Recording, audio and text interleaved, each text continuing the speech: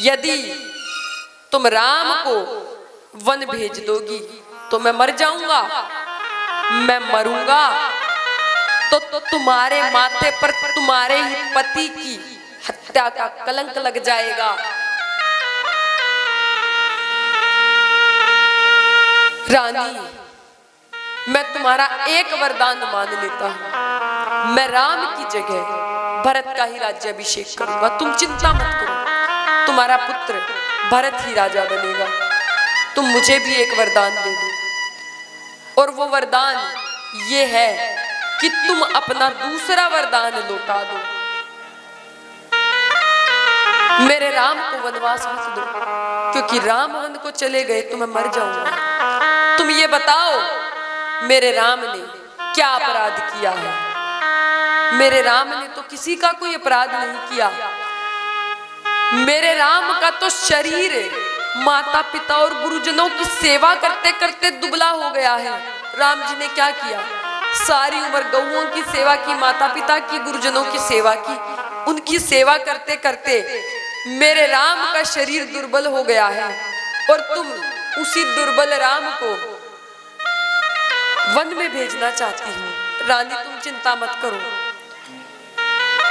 मैं भरत को राजा बनाऊंगा, लेकिन मैं हाथ जोड़कर कहता हूं, तुम अपना दूसरा वरदान लौटा दो।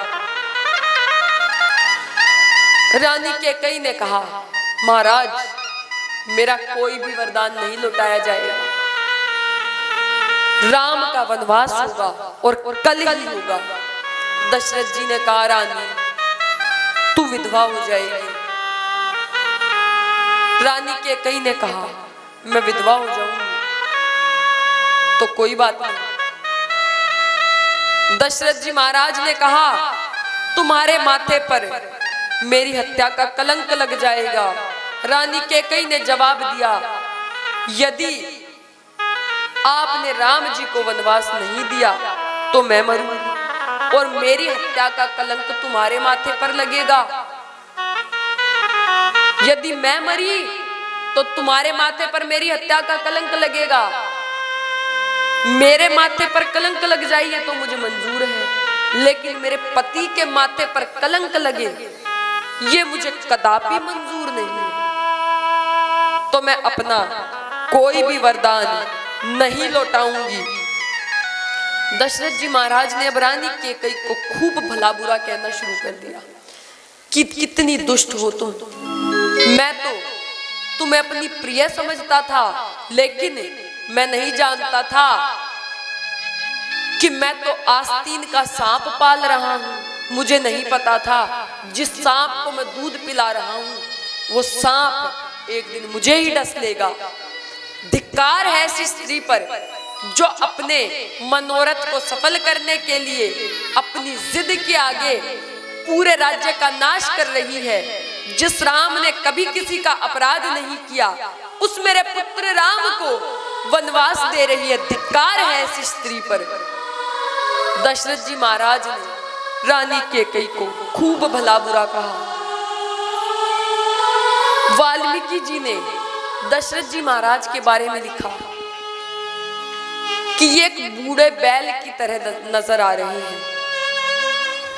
यदि बैल बूढ़ा हो जाता है तो उसके पैर काम करना बंद कर देते हैं। बूढ़ा बैल यदि जंगल में बैठा हो और उसके सामने शेरनी आ जाए तो क्या करेगा?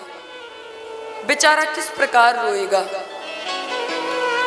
कि बूढ़ा हो गया, भाग नहीं सकता, शेरनी आ गई खा जाएगी। तो यहाँ पर ये दशरथ जी महाराज वही बूढ़े बैल हैं और ये रानी कैकेयी वही शेरनी है जो इनको खाने में तत्पर है। ना तो भाग सकते और ना अपने प्राणों की रक्षा कर सकते। तो वो वृद्ध वृषभ जिस प्रकार आंसू बहाता है उसके मन में अत्यंत दुख होता है, उसी प्रकार आज दशरथ जी महाराज भी बड़े दुखी हैं।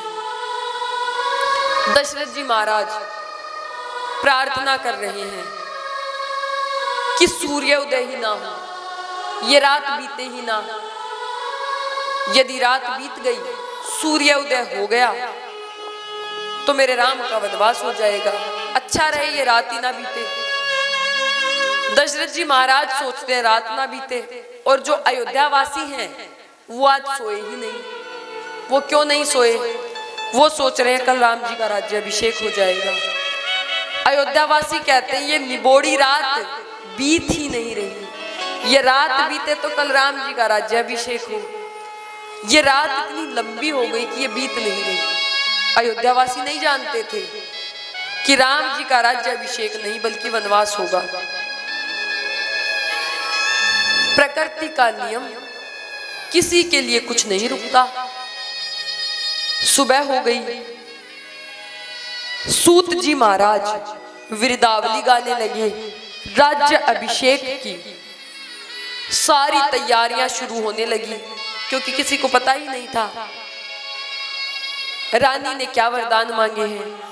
शंख मृदंग बांसुरी की ध्वनि होने लगी, लेकिन ये ध्वनि दशरथ जी महाराज के कानों में बाण की तरह लग रही थी। यदि कहीं शंख बजता है, मृदंग बजती है, बांसुरी बजती है, तो बांसुरी की धुन मन को शांत कर देती है।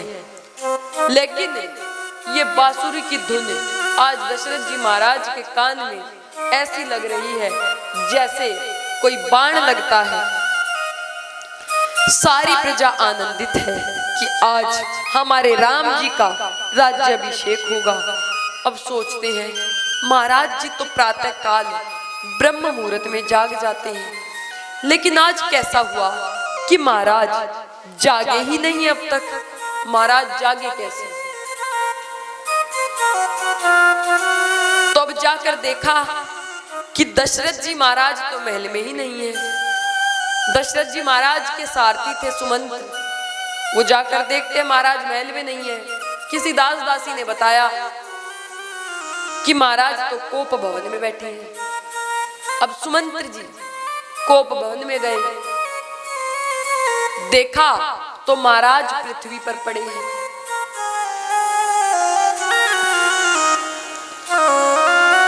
कैकेयी की प्रेरणा से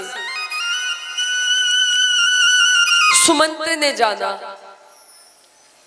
कि दशरथ जी महाराज को क्या हुआ है, लेकिन जान नहीं पाए कि वास्तव में बात क्या है, क्योंकि दशरथ जी महाराज कुछ बोल नहीं रहे थे।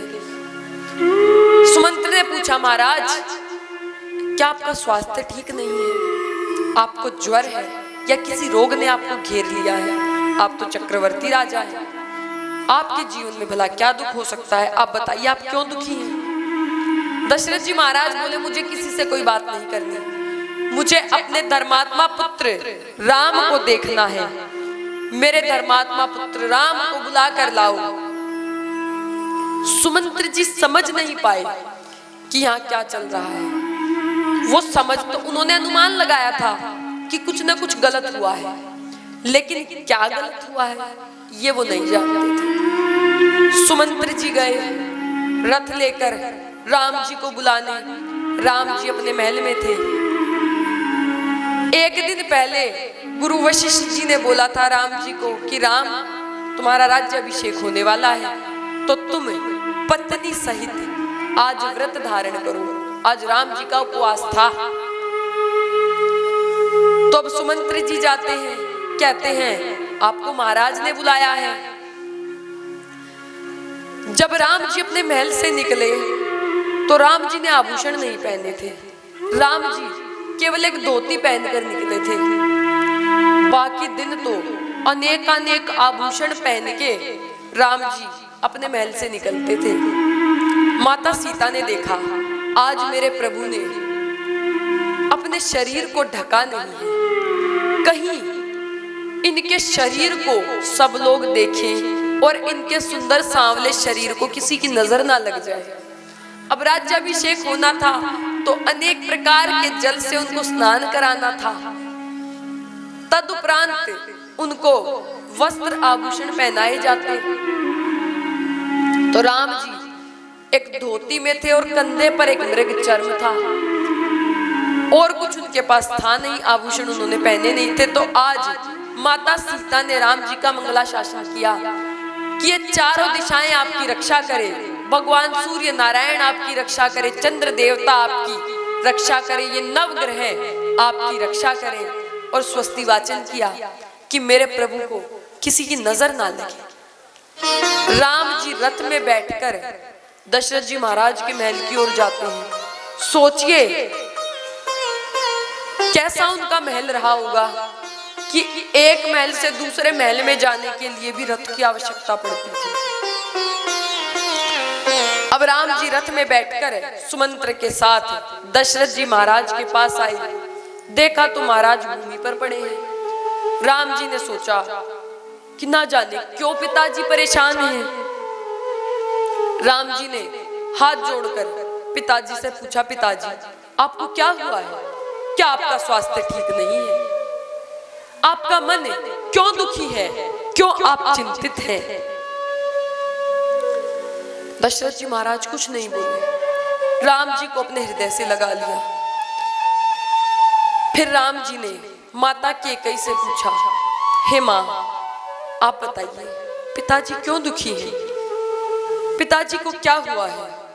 रानी कैकेयी ने कहा, राम तुम्हारे पिता के दुख का कारण तुम्हारा मोह है। राम जी ने कहा, माँ मैं तो कभी पिता के विपरीत आचरण नहीं करता, वो जो कह देते हैं उसी प्रकार से आचरण करता हूं।